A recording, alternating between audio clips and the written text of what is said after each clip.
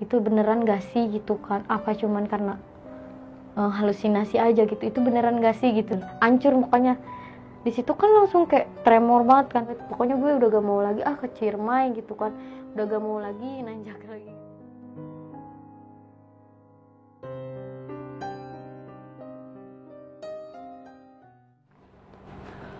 Assalamualaikum warahmatullahi wabarakatuh. Balik lagi di Besok Pagi. Kali ini bareng gue Bang Mange, pria gemoy tanpa bahan pengawet. Sebelumnya gue ingin berterima kasih banyak buat teman-teman semua yang udah mensupport channel Besok Pagi hingga sampai saat ini. Tanpa support dan dukungan dari teman-teman semua, kami tak akan bisa sampai seperti ini. Masih dengan tema yang sama, gak jauh-jauh nih dari dunia pendakian, terutama hal gaibnya. Dan di malam ini gue udah kedatangan salah satu narasumber nih, pendaki wanita pula, cantik juga rupanya. Langsung aja kita sapa narasumber kita pada malam kali ini. Selamat malam Agis ya? Ya. Apa kabar nih? Alhamdulillah baik. Sehat ya? Ya. Nah, terakhir kali naik gunung kapan? Pas tanggal 4 Juli di Gunung Gede. Baru tahun ini? Ya, 2021. Kesibukannya lagi apa sekarang? Sekolah. Oh, masih sekolah? Iya. Waduh, masih imut-imut banget ya. Dan kali ini lu pengen menceritakan tentang pengalaman lu di mana nih? Di Gunung Ciremai. Di Gunung Ciremai pada tahun 2021. Sebelum masuk ke cerita, bagi teman-teman semua yang belum subscribe, silahkan di subscribe terlebih dahulu. Like, comment, and share. Dan jangan lupa nyalain loncengnya agar teman-teman semua nggak ketinggalan video terbaru dari Besok Pagi. Dan bagi teman-teman semua yang mempunyai cerita mistis pendakian dan ingin menjadi narasumber di sini, ataupun ceritanya pengen dibacain di sini, bisa langsung kirimkan aja nih ke email besokpagi@gmail.com ataupun DM ke Instagram besokpagi.adf. Nanti linknya gue bakal taruh di bawah nih. Oke nih guys, bisa dikasih sedikit cerita nggak nih ketika pendakian lo di Gunung Ciremai pada saat itu? Ketemu sosok penghuni pos 2 yang sangat terkenal, namanya Irma. Terus juga saya sampai dievakuasi juga di situ.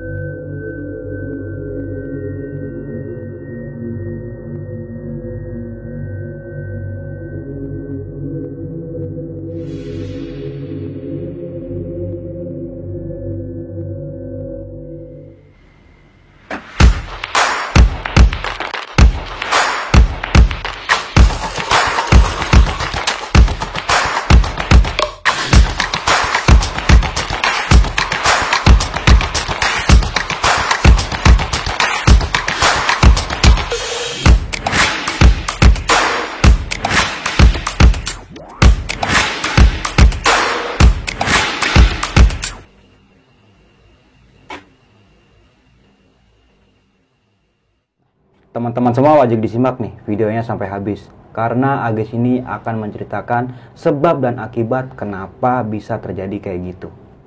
Mau nggak mau, suka nggak suka, bahwa hal gaib itu ada di sekitar kita. Tanpa berlama-lama lagi, langsung aja kita masuk ke ceritanya.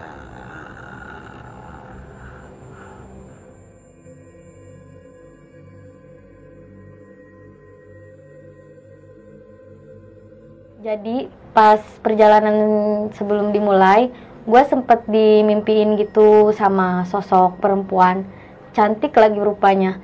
Gue ngerasa ragu pas dimimpiin gitu, karena dimimpinya bukan sekali tapi berulang kali gitu. Nah pas itu gue nanya ke salah satu yang ngadain acara serkos ini ke Ciremai itu. Gue ceritain nih apa yang gue mimpiin semuanya itu. Terus dia bilang karena istrinya juga bisa melihat hal-hal yang gaib, katanya insya Allah baik-baik aja gitu, yang penting kitanya yakin gitu. Tapi cuman perasaan gue udah gak enak gitu kan, tadinya gak jadi ikut, cuman gue gak enak karena temen-temen gue banyak yang ikut. Kalau gue gak ikut kayak ngerasa gimana gitu kan. Ya dari situlah gue udahlah lupain aja, mungkin cuman mimpi doang gitu kan. Hingga singkat cerita, perjalanan dimulai, janjinya pukul 8 malam udah kumpul di titik Mepo yang di Jakarta. Tapi karena kesalahan teknis mobil, jadi yang Mepo di Jakarta tuh telat banget. Datangnya sekitar jam 10, setengah 11-an gitu kan. Nah kan kita ada 2 Mepo, satu Mepo di Jakarta, satu lagi Mepo di Cibitung. Jadi kan sampai Cibitung bener-bener malam banget kan. Terus juga mobil itu gak ada konfirmasi juga, malah bawa peserta lain juga. Jadi makin lama banget. Di situ kan kayak udah ngerasa hawanya udah gak enak banget, kayak ini bener-bener kayak aneh gitu. Jadwal kok jadi bisa gini banget mundur, mungkin karena ya emang dari weekend mungkin macet ya. Ya udahlah, positive thinking aja gitu. Singkat cerita berangkatlah kita ke Ciremai. Ternyata di jalan macet parah kan. Harusnya yang kita briefingin itu nyampe Ciremai itu kira-kira pagi. Ternyata kita nyampe siang, sekitar jam 10 jam setengah 11. Berarti kita ngetrek karena hari Jumat ya, berarti kita ngetrek jam abis sholat Jumat. Kita mulai ngetrek. Nah pas abis itu kita makan, beres-beres, terus apa aja yang dibawa, terus kayak dibagi kelompok karena yang ikut 20 orang, kalau disatuin semua kayak banyak banget kan. Jadi dibagi 2 kelompok gitu. Yang kelompok pertama itu ditugaskan buat bangun tenda lebih dulu di pos 5 tadinya kan. Dan yang kelompok 2 itu belakangan, karena yang banyak cewek yang baru ini naik juga kayak first time gitu. Jadi lebih banyak yang di belakang. Terus saya disuruh yang paling depan karena mungkin yang di belakang udah banyak, terus jadi gue cewek sendiri gitu di depan. Nah singkat cerita kita naik pick up lah, mulai berangkat jam sekitar setengah 2 gitu sampai base camp. Kita briefing dulu, ternyata di pos 5 itu udah penuh banget, udah nggak ada lagi gitu buat tenda lagi, udah bener-bener penuh tuh waktu itu. Terus abis itu ya udahlah kita ngecamp di pos 4. Nah di situ udah briefing, kita berdoa. Terus yang kelompok gue yang pertama jalan duluan. Ya biasa aja gitu, kita ngobrol, sharing-sharing sambil biar gak garing, biar gak ngantuk gitu. Ternyata langkah kita emang cepet banget kan. Yang pertama itu emang harus diwajibkan bangun tenda sebelum, kalau bisa nyampe sebelum malam. Tapi emang percuma sih, bakal tetap kemalaman. Soalnya kan gue cewek juga kan, jadi nggak bisa selamanya ngikutin langkah kaki itu cowok-cowok, karena gue cewek sendiri juga, jadi mereka juga nggak terlalu maksain kan. Habis itu istirahat lah, nyampe di pos 1 biasa ngobrol, minum. Kalau yang cowok yang sebat dulu gitu, cerita-cerita. Tapi kita gak lama di pos 1 karena harus bener-bener ngejar waktu buat bangun tenda gitu. Ya udahlah kita langsung aja naik ke pos 2. Kita masih komunikasi sama yang kelompok di belakang kayak pakai HT gitu. Masih nyambung, masih kayak aman katanya gitu, aman gitu kan. Ya udahlah kita jalan lagi menuju pos 2. Nah, di pos 2 pertama kaki ngerasa sakit banget kan, udah kayak lecet gitu mungkin ya, udah karena sepatunya mungkin sih lecet. Ternyata pas dibuka kaki udah berdarah gitu. Habis itu istirahat dulu lah, pakai plester dulu, kakinya diobatin. Terus kata temen ada yang bilang kayak mau bareng sama yang di belakang apa mau tetap lanjut sama kita, karena kalau sama mereka kan emang jalannya harus cepet kan. Kalau yang di belakang nyantai kan, kalau mereka mah nyantai aja gitu kan. Tapi pikiran gue gini bang, karena udah dimimpin gitu udah ngerasa gak enak kan, jadi kayak gak mau gitu ketemu malam gitu. Terus pas itu kayaknya pas yang luka lecet kan sebelum pos 2 kan. Tapi pas dimimpin itu kan di pos 2 ada penghuninya gitu. Penghuninya yang paling banyak tuh di pos 2 kan. Terus kita ketemu pos 2 itu masih sore, untungnya masih sore. Nah, pas di situ gue juga belum ketemu sama yang gue mimpiin. Nah, di situ gue positive thinking aja, mungkin kayak mimpi gak usah berlebihan, mungkin karena di pos 2 juga nggak ditemuin juga karena masih siang mungkin ya, dan rame juga tuh di pos 2, bener-bener rame di pos 2. Cerita kita makan, terus biasalah ngobrol-ngobrol lagi. Tapi di pos 2 kita lumayan agak lama istirahatnya, karena tadinya kita mau nggak istirahat di pos 3, mau langsung. Tapi karena ada sesuatu juga kita tetap harus berhenti di pos 3. Singkat cerita pas di pos 2 lanjutlah jalan lagi. Nah, habis itu kaki kan memang karena berdarah ya lecet, jadi kayak gak kayak tadi bener-bener kenceng langkahnya. Tapi cuman kayak hati maksain gak mau ketemu malam, soalnya takut kalau udah ketemu malam kayak gak bisa gitu, udah hawanya udah beda banget, namanya di gunung ya, kalau ketemu malam tuh udah takut banget kan. Gue ngikutin langkah mereka, ternyata langkahnya bener-bener cepet kan, tapi cuman yang di belakang yang udah anggap saya abang sendiri, dia emang tetap kayak ngoordinasiin, tetap kayak nungguin gitu.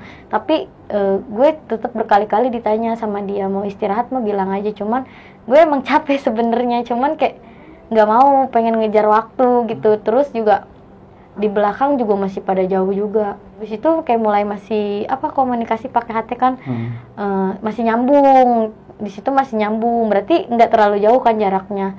Cuman pas kita mau ke pos 3, dia katanya udah mau nyampe pos 2. Nah anehnya pas kita nyampe pos 3, suara HT itu udah gak kedengeran. Masa iya sih, jauh banget gitu, gak mungkin lah. Soalnya pas kita baru berangkat nih, katanya dia udah nyampe pos 2, berarti enggak lah 10 menitan mah udah nyampe lah, kekejar lah kalau dia ini. Tapi kok pas kita nyampe pos 3, mereka nggak ada saut di HT lagi, udah gak ada suara lagi gitu. Mungkin ada sesuatu dari kelompok mereka, ada dari karena perempuan di sono dominan kan, banyak banget ya perempuan di sono. Gue doang yang pertama perempuannya gitu kan, jadi mungkin ngondisiin yang perempuan gitu. Kita positif thinking aja gitu.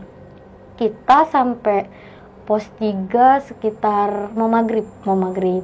Habis itu gue duduk nih di batang pohon lah, minum, istirahat. Ada dari pendaki Depok nawarin biji kopi. Terus dia bilang, "Mbak mau ini gak?" gitu kan. Ini penguat gitu kan, gak bakal gampang capek. Ya dibilang gitu, siapa sih yang gak tergiur, udah capek banget katanya.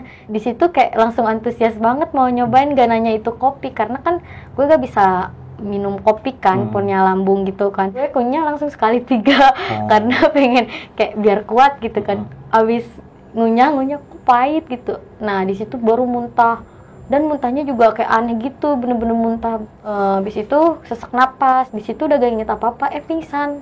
Nah pas di pingsan nih, di sini baru gue dikenalin sama sosok penghuni situ. Gue sih dibilang bisa lihat gitu enggak, cuman kayak peka gitu bang, kayak peka aja gitu, kayak ngerasa gitu. Iya, terus napas pingsan gue denger orang-orang yang manggil gue, kayak abang gue manggil kayak ayo bangun gitu, bisa gitu bangun. Tapi cuman gue lagi diajak komunikasi kayak pakai bahasa Sunda, tapi bang saya bisa bahasa Sunda. Tapi dia nanya, dari salah satu temen lu ada yang head. Siapa? Nggak ada. Pas kita di bawah juga nggak ada yang head gitu, ada di sini. Makanya gue suka sama dia gitu kan, karena dia lagi head, bener-bener lagi head. Hari pertama kan banyak ya bang, kalau siapa terus bilang gitu, ada temen lu, kalau misalnya lu gak mau kenapa-napa temen lu ikut gue gitu kan. Hah? Kok gue gitu kan? Karena lu yang lebih peka. Lah emang salah gue apa? Dari semenjak perjalanan gue tetap baca doa ini. Gue kesini cuman mau bertamu gitu kan. Terus kata dia kayak, gue suka gitu, gue suka aja, gue gak punya temen. Emang lu siapa? Masa lu gak tahu sama gue gitu kan? Siapa gitu, gue gak tahu sama lu. Gue katanya yang suka mimpiin lu. Hah? Maksudnya? Gue bilang gitu kan, kayak bener-bener komunikasi gitu kan. Terus kata dia, gue Irma katanya gitu. Irma, kenapa lu ngincer temen gue? Kenapa lu ngincer gue gak ada teman. Terus kayak bener-bener Irma itu nggak sosokin kayak, nggak kayak muka-muka setan gitu, nggak ada, kayak bener-bener kayak kita, bener-bener muka kita kayak cantik gitu, kayak bener-bener kenapa gitu kan, lu kenapa bisa meninggal, kayak gue bener-bener pakai bahasa Sunda kan ngomongnya, lu kenapa bisa meninggal, jadi coba ceritain gitu, gue mau denger gitu kenapa lu meninggal gitu. Terus abis itu dia ngomong katanya, gue punya pacar, terus jadi sama pacarnya itu ngelakuin hubungan zina gitu. Abis itu dia hamil, terus si pacarnya itu gak mau tanggung jawab. Abis itu dia ke Ciremai, nekat sendiri gitu kan, buat kayak ngilangin stres gitu. Taunya Irma di pos 2 katanya dibawa sama genderuwo, dinikahin, dan jasadnya gak ketemu sampai sekarang. Namanya kan sesama perempuan ya bang, kayak ngerasain gitu yang Irma rasain. Kalau gue di posisi Irma juga kayak, kalau pikirannya kayak dangkal kayak gitu, kayak bener pasti kayak bakal ngelakuin hal yang sama. dia juga katanya gak berani ngomong sama orang tua karena takut gak dianggap gitu. Dia juga niatnya juga nggak pengen ngakhiri hidupnya karena lagi apes juga dia ke situ ketemu genderuwo. Gak tahu kenapa alasannya ketemu sama genderuwo, mungkin genderuwonya suka sama dia. Di situ dia dinikahin sama genderuwo, sampai sekarang jasadnya katanya gak ketemu. Tapi gue juga nggak terlalu percaya banget gitu, apa mungkin itu jin yang cuman kayak ngerubah kayak jadi cerita-cerita gitu kan, nggak tahu ya kan. Tapi kalau emang pun bener, kayak gue kayak pas denger cerita itu kayak ngerasa jadi sesama perempuan gitu, kayak kasihan banget gitu, padahal dia kan nggak salah juga gitu. Kenapa dia harus dia doang, kenapa cowoknya enggak gitu. Kayak pas dia ngomong gitu kayak ngerasa dia gak punya temen gitu, kayak pengen ngasih tahu gitu ke orang tuanya kalau dia tuh sebenarnya juga pengen pengen pulang, cuman nggak bisa pulang gitu, udah nggak bisa, harus di situ. Anaknya kan banyak juga ya, anak gaibnya di situ, anak dia dari genderuwo banyak juga yang jadi penghuni pos 2 gitu di situ. Terus tetep diajak komunikasi terus sama Irma, terus dia tetep gak mau gue kembali lagi gitu, kayak udah enak kata Irma bilangnya gitu kan. Terus gue di satu sisi gue denger suara abang gue kayak manggil kayak ayo bangun gitu, jangan bikin khawatir gitu, harus pulang terus gitu kan. Terus gue bilang kayak bukannya gimana ya, kita kayak beda alam gitu, jadi nggak bisa gue maksain juga terus sama lu juga, gue gak bisa gitu kan. Abis itu ya gue karena mungkin banyak yang baca sholawat di situ pos 3, kalau dihitung-hitung ada kali 30 orang yang bantuin, bener-bener bantuin. Terus semua tuh bantuin bantuin doa. Habis itu ya pas sadar kayak banyak banget yang bener-bener banyak yang meluk dari cewek, banyak yang gak kenal juga tapi bener-bener bantuin gitu. Kayak karena emang selama itu bang pingsannya nggak nunjukin tanda-tanda, bener kayak orang yang meninggal gimana sih, kayak bener-bener khawatir gitu kan. Nah di situ gue juga kayak ngerasa aneh aja gitu kan, kenapa gue kok bisa gitu kayak dikasih tahu gitu di situ. Terus yang ngasih biji kopi pas gue sadar di situ dia minta maaf mulu kan, kayak gara-gara gue gak tahu kalau lu punya ini ya nggak bisa itu kopi, apalagi kan biji kopi pahit banget kan. Terus gue bilang nggak apa-apa bang, orang ini juga ya mungkin emang udah begini gitu. Di situ gue istirahat lagi karena lemes, kondisi bener-bener lemes banget, kayak pikiran bener-bener mikirin yang tadi Irma ceritain itu beneran gak sih gitu kan, apa cuman karena halusinasi aja gitu, itu beneran gak sih gitu.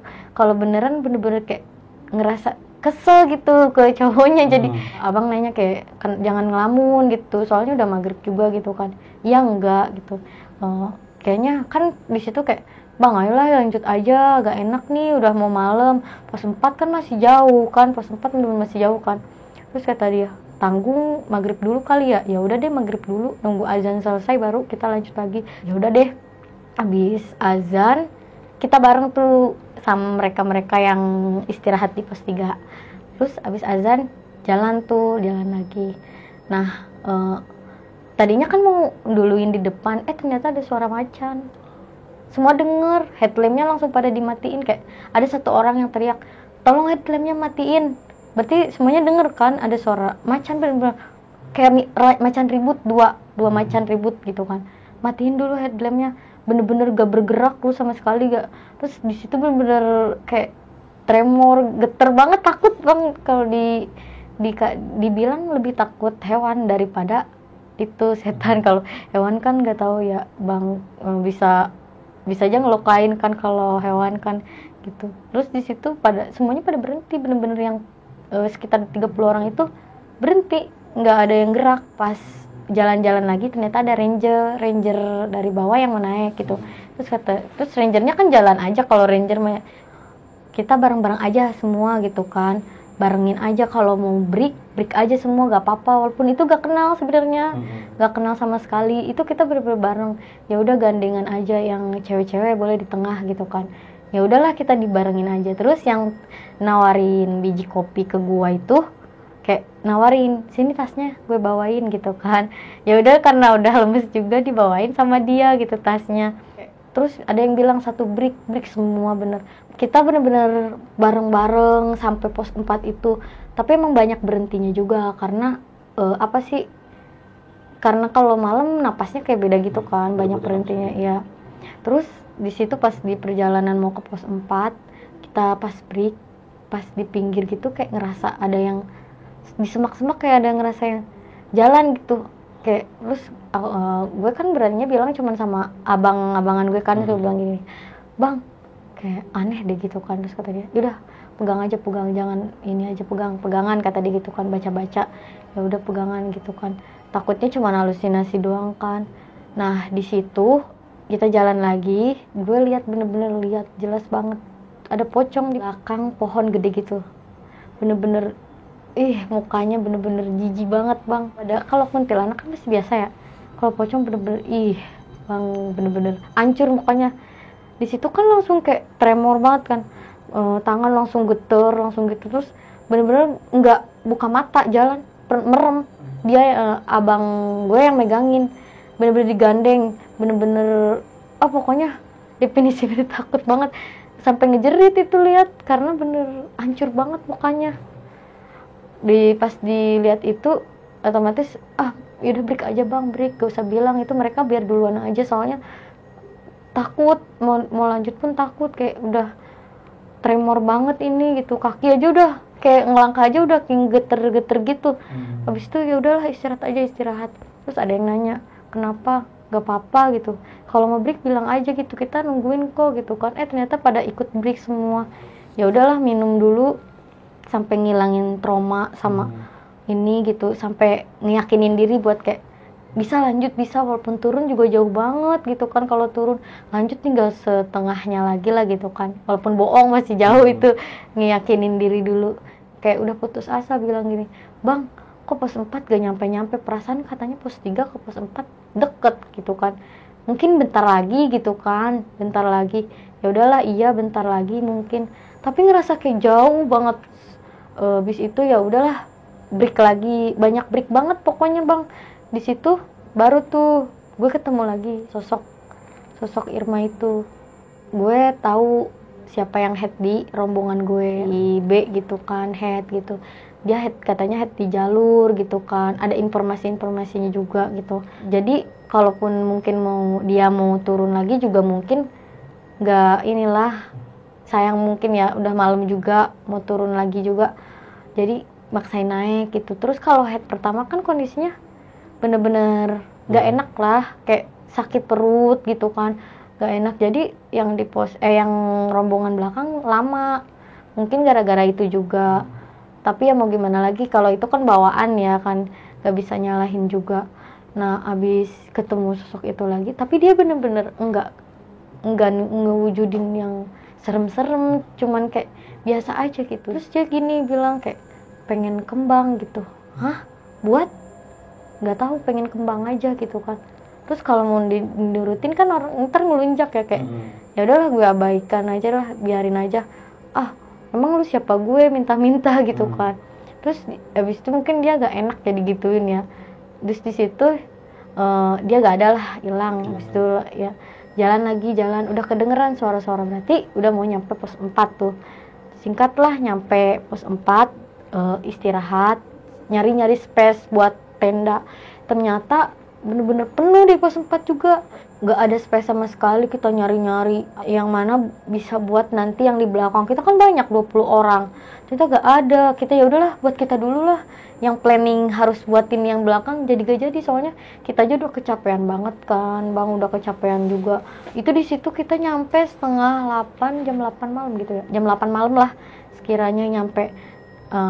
Ternyata yang nolongin saya sama yang ngasih kopi itu pengen lanjut ke pos 5, jadi tasnya dikasih ke saya. Terus ya saya bilang makasih gitu, mereka duluan kan. Tapi abang nanya kayak, "Yakin mau lanjut?" Katanya kata yang di bawah udah gak ada space lagi. Terus kata dia bilang, "Enggak kok, ada rombongan saya yang ngetem gitu duluan." "Oh, kalau gitu mah enak, ya udah hati-hati ya, Bang," gitu kan. Ya udahlah, bilang gitu doang, mereka duluan lanjut, kalau kita mau dari sini. Karena dari bawah briefing kita bakal ngecamp di pos 4. Nanti kasihan kalau kita lanjut ke pos 5, kasihan yang di bawah nyari-nyari kita di pos 4. Ya udahlah, kita dapet space-nya yang satu space deket pohon gede banget tuh. Di situ kayak, bang jangan di situ lah gitu, gak enak banget deket pohon gede banget itu. Terus kata dia, nggak ada lagi guys, udah gak ada space lagi, cuman ada di situ doang. Ya udahlah, orang udah capek juga kan, udah gak kuat.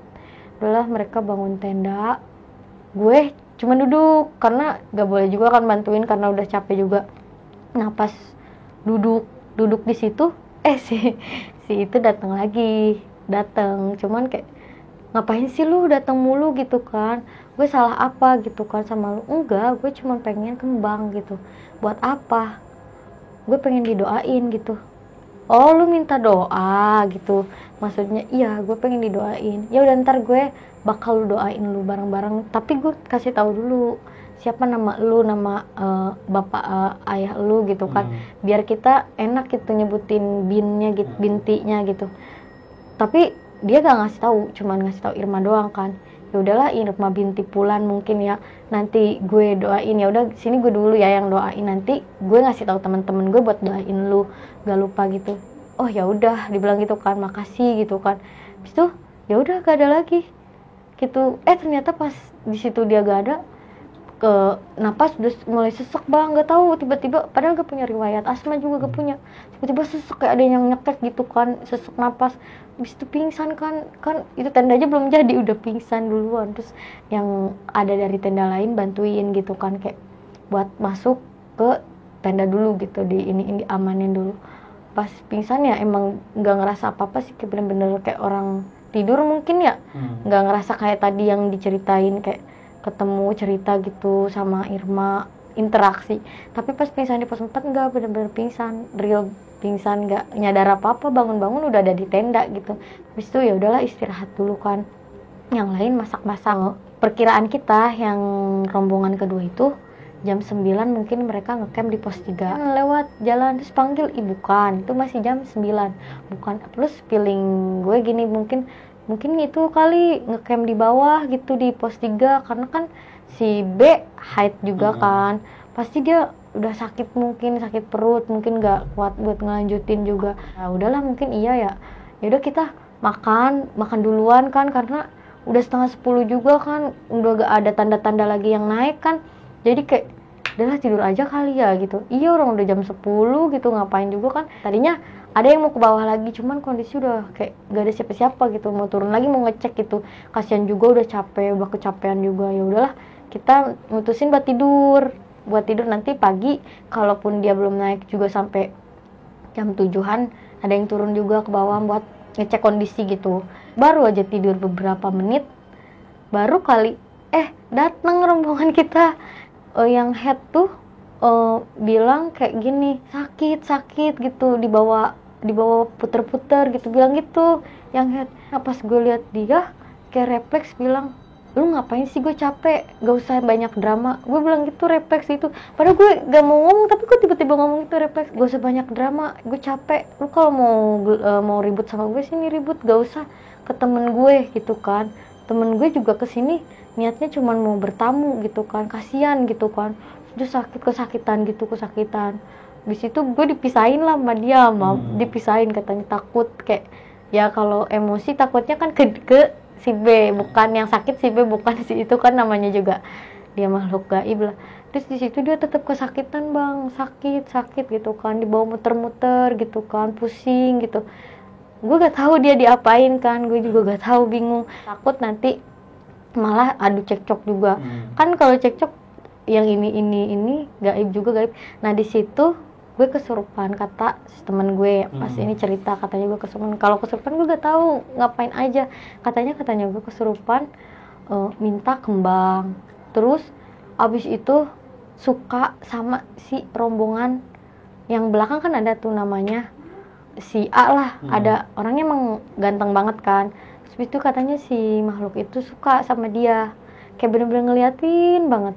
gue suka sama lu, bilang gitu kan. Abis itu kan kaget mungkin ya, yang si A itu kan, apalagi katanya dia first time naik gunung kan, kaget digituin. Terus kata dia baca-baca doa, kenapa suka sama dia gitu kan, ganteng gitu kan. Terus diledekin katanya sama temen-temen, tahu aja lu yang ganteng katanya gitu kan. Abis itu ya ada Bang Roni, dia bisa apa sih, kayak kalau yang kesurupan diambil lagi gitu. Dikeluarin. Dikeluarin sama dia gitu. Terus di situ gue muntah, bener-bener muntah banget gitu. Di situ ya udahlah, gue makan dulu, diisi lagi perutnya. Tapi tetep kayak gue kesurupan lagi gitu. Kesurupannya bener-bener kayak masal gitu bang. Soalnya bukan gue doang, pertama gue nih, itu temen gue nyambung lagi bang ke tenda lain. Nah kalau di tenda lain lebih sadis bang kesurupannya. Dia ketawanya bener-bener ketawa kuntilanak bang, ketawa nangis kejer. Abis itu nyinden. Kalau feeling gue sih, kalau yang nyinden kata orang nyipelet, tapi gak mungkin lah. Kalau nyipelet kan penguasa Ciremai gitu kan, gak mungkin cuma masukin. Kalau nyipelet udah suka katanya kan diambil kan orangnya. Jadi mungkin itu mah bukan nyipelet lah. Nyipelet juga katanya adanya di Linggarjati juga, gak tahu kan.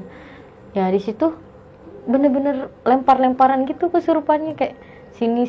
Tapi yang cewek itu yang di tenda lain, dia mah bener-bener nggak, susah diambil gitu. Si Arif kan teriak, bang udah diituin belum itu, katanya udah aman gitu kan. Ada si Romi, oh ya udah, karena kasihan juga bang, soalnya bener-bener ketawa nangis gak berhenti sekitar udah tengah malam tuh. Nah pas itu kita bangun tenda lagi. Buat gue tadinya tidurnya mau tenda yang tadi pertama kan, ternyata yang head kasihan lah, duluan lah di situ aja. Gue ngalah nunggu tenda lagi yang lagi dibangun. Ya udahlah, gue di tenda yang kap 2 tuh gue tidur, yang sampingan yang nyinden gitu. Terus gitu gue masuk tenda tidur sekitar jam 2-an mungkin ya, dia nyinden lagi kan, kayak aduh ya Allah ini bener-bener. Terus tenda gue gak pakai plywood bang, jadi kan kelihatan ya si pohon-pohonnya tuh kelihatan kan. Aduh, terus kayak ngerasa ada yang duduk gitu, ayun-ayun gitu di atas gitu. Halusinasi, bukan itu udah nggak bisa tidur sama sekali, nggak bisa tidur, nggak bisa lah bang, nggak bisa merem karena takut gitu. Terus abis itu Arif nanya lagi yang nyinden, karena kasihan bang, gimana sih nyinden jam segitu, ada orang bikin parno aja kan gitu. Nanya, ini udah diamanin belum sih gitu. Terus rangernya jawab, udah bang, aman gitu kan. Terus habis itu diem lah udah. Terus kata abang gue nanya, udah tidur aja guys, gak usah dipikirin. Gimana gak dipikirin, orang plywoodnya gak ditutup pakai plywood, itu kelihatan banget pohon di atas gitu. Kalau buka mata kelihatan kan bang, kayak kelihatan banget. Gak bisa ditutup dulu apa pakai plywood. Udah capek katanya gitu kan, udah tidur aja gitu kan. Ya udahlah, gue juga kasihan juga kan.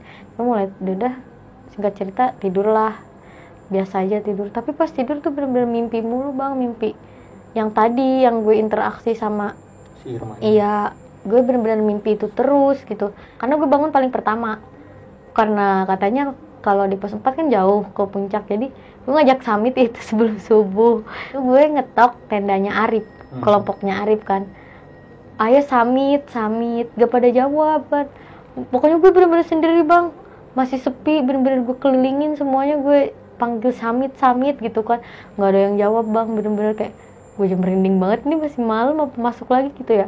Tapi gue pengen Samit, gak mau sampai puncak. Kan katanya Ciremai gak boleh lebih dari jam 10, gak boleh. Kalau kan gue namanya gue jalannya lama banget kan, mending Samit dari abis subuh kan, langsung jalan. Jadi nyampe puncak ya bisa sekitar jam 8 lah, jam 9 gitu. Ada waktu buat istirahat bentar gitu, walaupun gak lama juga. Pokoknya pengen sampai puncak gitu. Ternyata masih pada tidur. Katanya Arif baru pada tidur tuh abis subuh kalau gak salah, abis subuh jam 3-an kalau gak salah gitu, selesai masak apa setengah 4 lupa gitu. Yang tenda sono juga baru tidur katanya, karena banyak gangguan juga katanya gitu.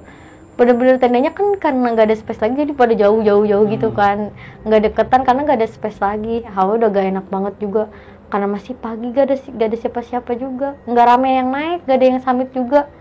Ya udahlah, gue masuk tenda lagi buat nggak ngelanjutin tidur sih, duduk aja gitu. Abis itu gue nanya, bang mau summit gak gitu kan. Terus kata dia, enggak ah, kalau dia mah kan emang gak pernah summit ya, enggak ah gitu kan, kamu juga gak usah summit gitu kan, karena masih gak enak, takut gak enak badan kan, habis semalam kan capek ya, habis ini itu. Terus kata gue kayak, enggak ah, orang udah gak apa-apa, udah sehat, kaki juga udah gak kenapa-napa gitu, pengen summit ah, sayang kalau gak summit. Ya udah nanti ajakin aja yang lain kalau udah pada bangun gitu. 5:30 lah kita mulai summit, udah pada bangun tuh pertama, teriakin lah summit. Terus yang head itu mau summit tadinya, cuman kita larang, janganlah, mendingan ini aja lah di tenda, makan aja, masak, tiduran gitu.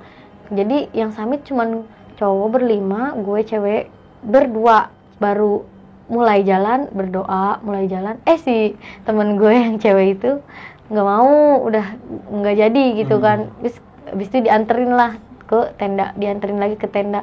Jadi gue doang dong ceweknya, tetep gue lagi karena pagi ya, lancar-lancar aja. Terus hujan tuh gede banget, hujan pertama, hujan gede banget.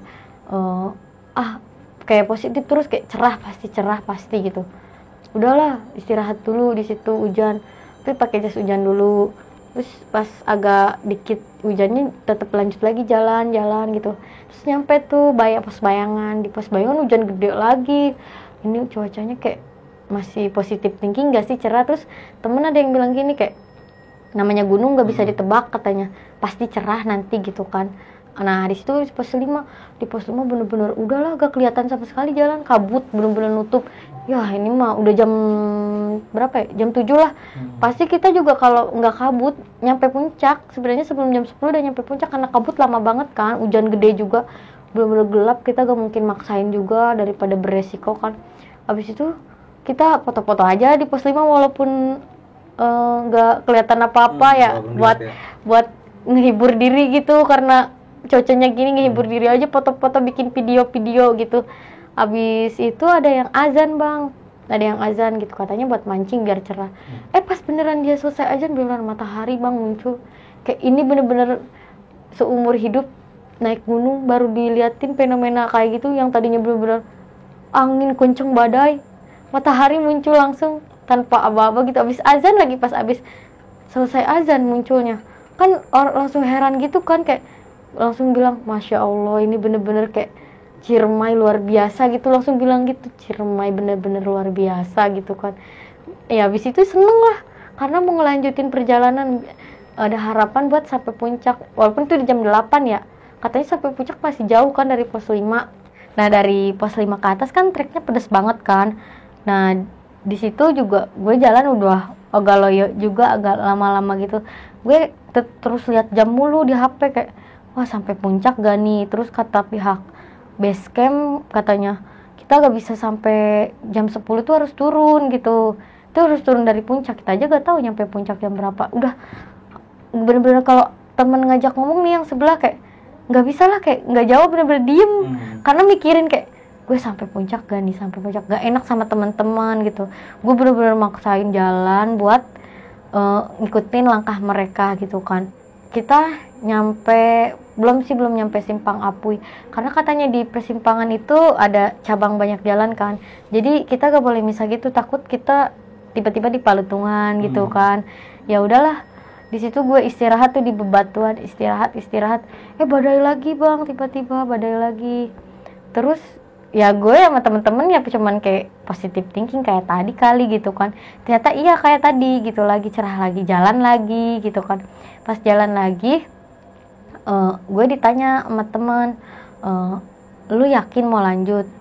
Gitu doang kan, karena udah sebenarnya udah kayak males ngomong gitu, tapi masih kuat kayak, lu yakin mau lanjut? Gitu, yakin, gitu doang kan, jangan dipaksain guys. Temen gue yang Iqbal itu nanya gitu, enggak kok, gak apa-apa, ayo aja. Gue gak enak kalaupun gue turun lagi, udah setengah perjalanan juga. Katanya kan sebentar lagi, sekitar 20 menit, 30 menit lagi nyampe puncak. Gak mungkin lah kalau gue turun lagi, kasihan tuh yang lain, udah bayar, udah ini gitu kan. Gak apa-apa katanya, ya mungkin mereka ngomong gak apa-apa kan, tapi di hati takut ngegerutu gitu kan, gara-gara gue juga masih kuat gitu. Tapi kenapa lu diem aja gitu? Gue gak tahu lagi, gak mau diajak komunikasi, gue males gitu. Ngomong pun kayak kepikiran yang semalam, masalah semalam gitu kan, gak selesai gitu, kayak bener-bener di otak tuh pikiran yang malam mulu kayak ya udahlah lu jangan nanya-nanya, gue lagi males ngomong gue gitu kan. Udahlah jalan, pas jalan ketemu ranger gitu kan di situ. Di situ juga udah badai lagi, datang lah badai. Terus dia bilang, ada teman gue yang bilang gini, udah lagi gak usah dipaksain, bener deh.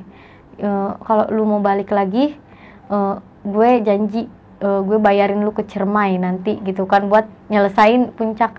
Nggak gitu, nggak usah gitu juga kali, gue bilang gitu kan. Gue juga masih kuat, tapi pas lihat cuaca gini gue langsung bilang ya iya sih kayaknya kita gak bakal nyampe puncak, tapi gue minta maaf banget ya gara-gara gue gak nyampe puncak. Bukannya gue gak kuat juga, tapi emang daripada nanti beresiko gitu. Terus kelihatan cuaca juga udah gitu banget, terus yang di puncak udah pada banyak yang turun kan, pasti di puncak udah sepi gitu.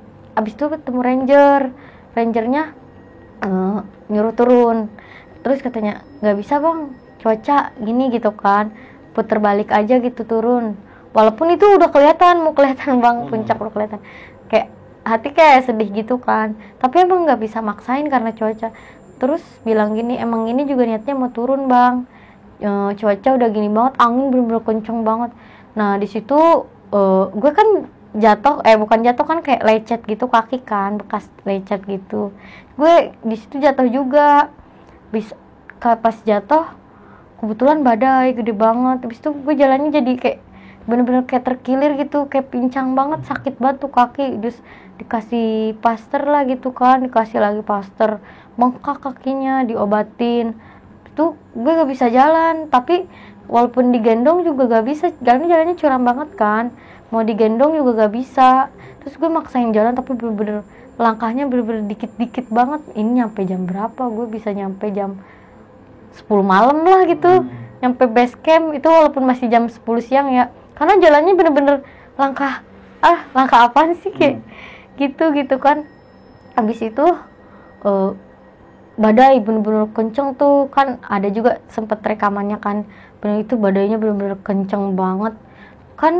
Gue pakai jas hujan ya bang, jas hujan kayak ponco gitu gak dibuka, terus udah basah sama keringet, jadi kedinginan, menggigil, karena gue gak bisa jalan cepet juga. Jadi kan kalau gak kebawa gerak malah makin dingin kan. So baru geter hipo. Kalau hipo kan udah ngerasa gak tahu ya, udah nggak inget apa-apa kalau hipo kan. Hiponya benar-benar hipo hebat kan.